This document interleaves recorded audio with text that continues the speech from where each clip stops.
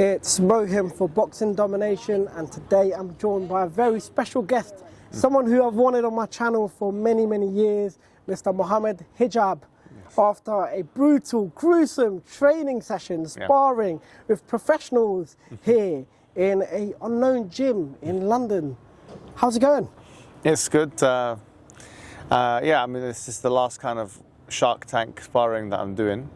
I've been doing Shark Tank is essentially where you put one person in the middle and then you have like multiple opponents, and the idea is to try and redline the opponent or the subject in question, in this case me, and that happened. I mean, it happened most of the time, but my cardio's been getting much better. Obviously the caliber of training partners we've got here, we've got Mario Pinto from the UFC, we've got Louis Sutherland as well from the UFC, two heavyweights in the UFC. We've got Shah Kamali, of course. How can we forget? You know, someone who's been knocking everyone out. I mean, in the first round. We've got Stuart Austin as the head coach. The man who beat Tom Aspinall himself. I mean, the list goes on and on. I mean, I don't want to be here all day, but the point is we've got elite training partners, and yeah, to be honest, I think it's leveled me up physically and psychologically. Yeah. Now, you've got your second fight against JJ on October the 11th. Your first fight was against Reese here. You are a purple belt in Brazilian Jiu-Jitsu. Can you tell me what's your training preparation going for this fight? Yeah, so I mean, to be honest with you, we're ready and willing to take the fight wherever it's going to go. I'm a very difficult person to submit, so if he somehow manages to put me in a position of predicament, I'll be impressed with him if he gets anywhere near a submission, quite frankly. However, having said that, you know, if someone's a black belt, it's always something you have to look at. It's always something you have to respect, because that means that they've been in the game for at least 10 to 12 years. Usually that means that they've been in the game. I know he's been actually competing in jiu-jitsu as well. So he's definitely a formidable opponent, something not to be taken lightly, not to be trivialized. But I'll be honest, I'm very confident. I'm very happy with the training that's happened. And, you know, obviously the kind of training partners that we have are elite. So if I can make it even somewhat competitive with them, then of course it fills me with confidence with any other opponent that I might face. Right, now let's sort of go back to some of the other parts of your MMA and your life as well in general. When it comes down to mixed martial arts, why mixed martial arts? Why did you decide to choose mixed martial arts? Not just competing, but when did you actually begin? When did the thought process come in? You know what, I'm Mohammed Hijab, I want to get into wrestling. Well, to be honest with you, look, it's always been part of my life. You know, obviously, like I was doing striking, and then I was doing a bit of grappling, but most of my time I was doing grappling and jiu-jitsu and wrestling and that kind of thing. And I was a hobbyist, you know, going to work and then doing it afterwards and stuff. And probably still am a hobbyist, but I'm putting a lot of work into it now, to the point where obviously I think I've surpassed that thing where you would say I'm a hobbyist. Obviously, people will be asking, there's like an incongruence. On the one hand, you know, I'm doing all this educational stuff and public debate and that kind of thing, and then people don't expect that you're going to do this as well, because it's seen as like a brutal and ruthless thing to do. But I see that this is actually not as incongruent as people think it is. It's not as disparate as people think it is. It's not as dichotomous as people think it is. The reason why is because I think throughout the medieval period in history and before that, there's always been this idea, this notion that you should be educated, but you should also be a fighter. You have to be competent in both arts. In fact, Socrates has a very interesting saying on this, and I can't remember word for word, but to the effect of, you know, somebody who has not realized their physical capacity is someone who's wasted their potential. And he also said that, you know, it's not right for somebody to be an amateur, and obviously in that case it doesn't mean the same thing as now, but in the field of fighting. So I think that it's imperative for all men to be able to protect themselves and to have the resilience to put themselves in very difficult situations and still push forward. So I did this. I think the main reason is to see the extent to which my hard-working capabilities, my work ethic, And my discipline that I've gotten from the educational field, I've done 6 degrees, which has taken me over 15 years to actually complete. 2 BAs, a triple masters, and a PhD, which I've nearly finished. Yeah. But is it possible, is it plausible for me to show that level of discipline that I did in the education? Can I do that also in the sports field? That's something I want to prove to myself that I can do. And this is the main reason why I'm doing it, is just to make sure that my resilience is at a high level. In terms of your upcoming opponent as well, being JJ. Yes. I wanted to ask you, just a little earlier, what made you want to fight someone with such a high caliber? Like, you're moving up in terms of, from your first opponent to now, there's a huge difference between the 2 opponents in terms of the experience as well.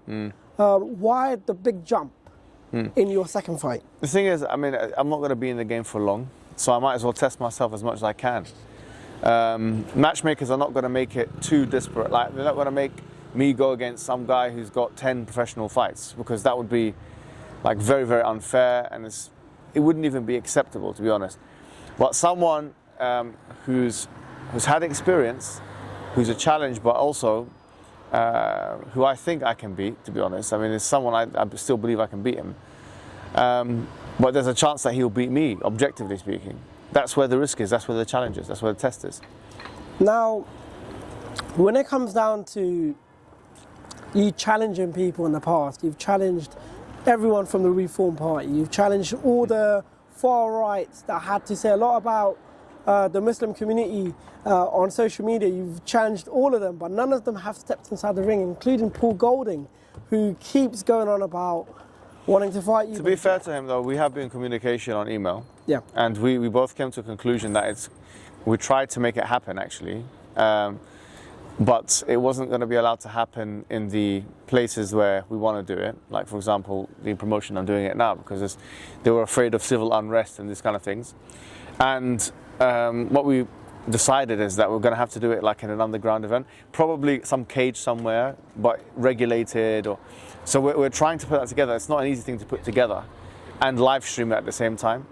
But obviously, because I've got contract to fight on 11th of October, I'm going to have to fight this guy first. Then I'll fight Paul Golding after. So it's got to be one at a time for now. He understands my schedule. I wanted to fight Paul Golding on the 11th of October, but the promotions don't want to have him in a public setting. That's a problem for him.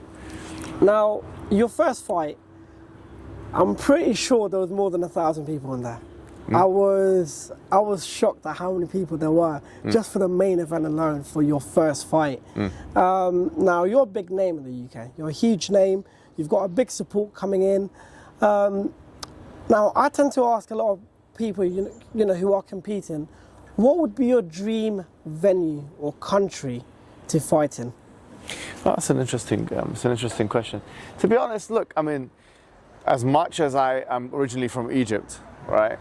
I'm still from Great Britain, and obviously I think the thing that's closest to me is the British Muslim community. So that's where the support base is and stuff like that. So, anywhere in the UK is fine. Birmingham is very nice. London's very nice. Obviously, I'm a Londoner, so London would be good. Then I don't have to travel too much. It would be good to have a fight in Africa. I don't know if that's possible, but that would be a very, very interesting experience to have maybe a fight in Egypt or something, but I don't know if that would ever be a possibility. But yeah, in terms of where I would have it, I'd have it in London, Yeah. I'm from West London myself, so that's anywhere close to that would be fine. Okay, and when it comes down to the thing, which we were talking earlier as well, the most underrated person in the gym, who would you say it is? Because I think it's you. I'm going to say right now, of everyone here Well, you've today, seen the sparring, have you, today? I've seen the sparring today. Yeah. I thought you done well. Yeah. I think the first round, obviously, we're not going to show it, but the first round you started off very slow. Yeah, I do, yeah. But then afterwards, you picked up the pace. You've picked up the pace a lot. You gave some good advice as well to the other guys that were sparring as well. Now, based on the work that you put in today, what did you learn from it, or possibly help you? or that's helped you towards? Well, the thing is, fight? I'm sparring superior opponents. I mean, just Yeah. to put it bluntly, all right? They're objectively better. In terms, like I can say, someone like Mario Pinto, you know, who's 10-0, and then he's in the UFC, he's knocked out the last 3 opponents. So, you know, there's an element of I'm learning from them. You know, I'm the furthest thing from the best guy in the gym or anything like that. You know, so it really is a humbling experience because I'm used to being in environments where that's not the case. Yeah. Like in public speaking environments, where, okay, people look to me for guidance. People look to me for, you know, what is he going to say? Now I'm in an environment where essentially I'm just the same as them, and to be honest, I think that's really good for me. You know, it's a breath of fresh air for me. It just the performative burden is reduced in a sense, and I'm learning something new, and I'm once again enhancing and sharpening those virtues like resilience and strength and all these kinds of things and bravery, all that stuff. Because I don't think there's many places where you can do that. So it's an all-round excellent experience. Yeah. And there's only so many times you can put your body through a training camp, to be honest, because it's not just. I think the hardest thing about the fight is actually the training camp itself. That's the hardest thing. The fight itself is not that difficult, to be honest. I mean, maybe this one here will be a bit different. Yeah. But the training camp is much worse because it's a prolonged period of stress and anxiety and fatigue and stuff like that, and you have to put yourself through that. And so once you do that, you level up psychologically. You level up. Mentally, physically, in every other way. So that's the kind of situation I like to put myself in. And how did you come across the likes of Stuart Austin, Shah Kamali, and Mario Pinto? I used to train in a gym called Titans before, and he was there. So that's how I found out about him. So I knew him before. I used to train for a long time. Like I've been training for a very long time. Yeah. Yeah, you know, it's always been part of my life. You know, I felt all the bodies now. I felt like, you know, the best BJJ practitioners. We got some of the best in West London. We got some of the best BJJ practitioners in the world. The best leg lockers in the world. The best foot lockers in the world. The best whatever in the world. You know, I learned from them. I've rolled with them. And in terms of like, you know, the MMA, once again, some of the best heavyweights in the entire world. The UFC heavyweights. Yeah. So it's a privilege and an honor, and something which obviously I'm hoping that will be the difference maker on the 11th of October.